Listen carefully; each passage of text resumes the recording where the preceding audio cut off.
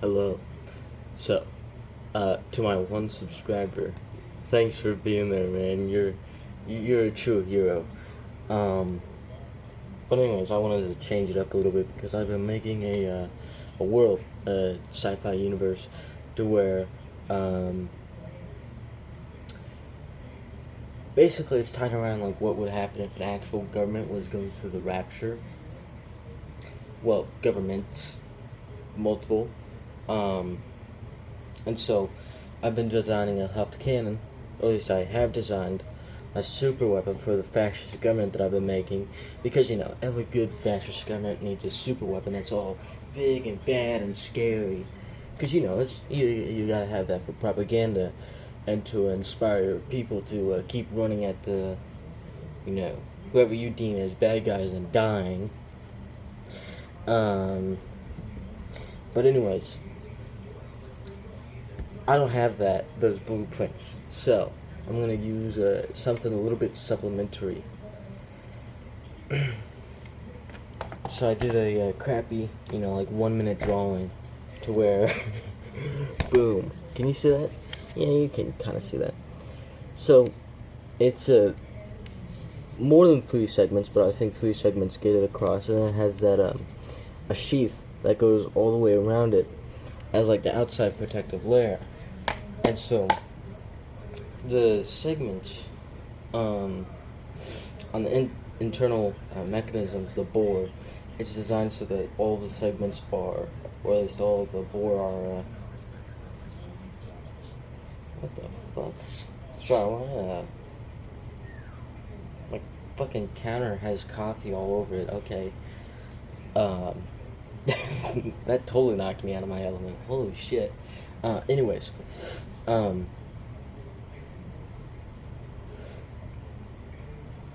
yeah. So, alright.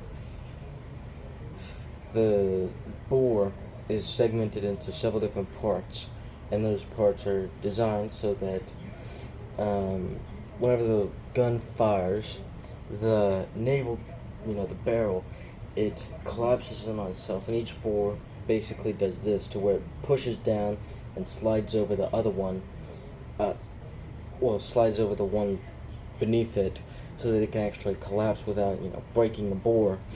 And then it moves inward, like all the segments condense, like telescope on each other, and then move into the hole, like the hole's armor.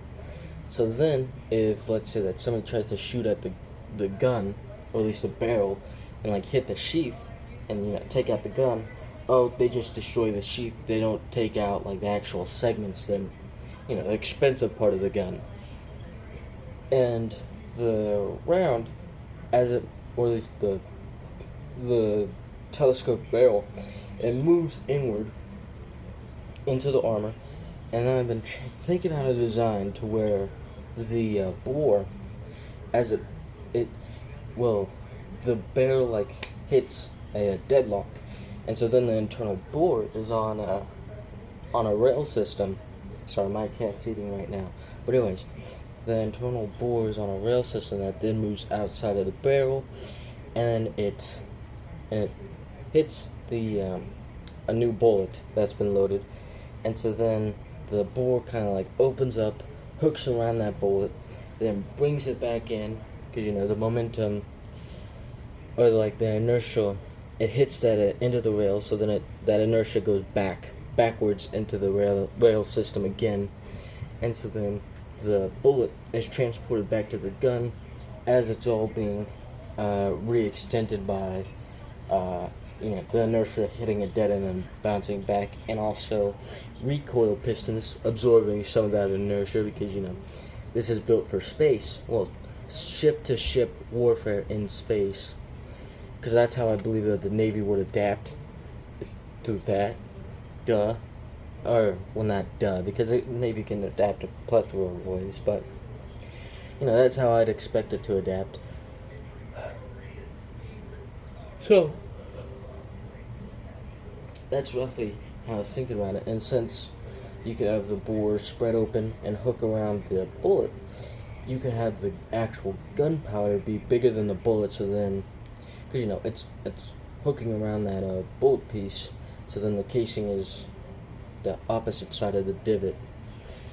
I don't know how to explain this. I didn't make a drawing for that, but the idea is, you can make even more of a gunpowder case to give that bullet an extra push.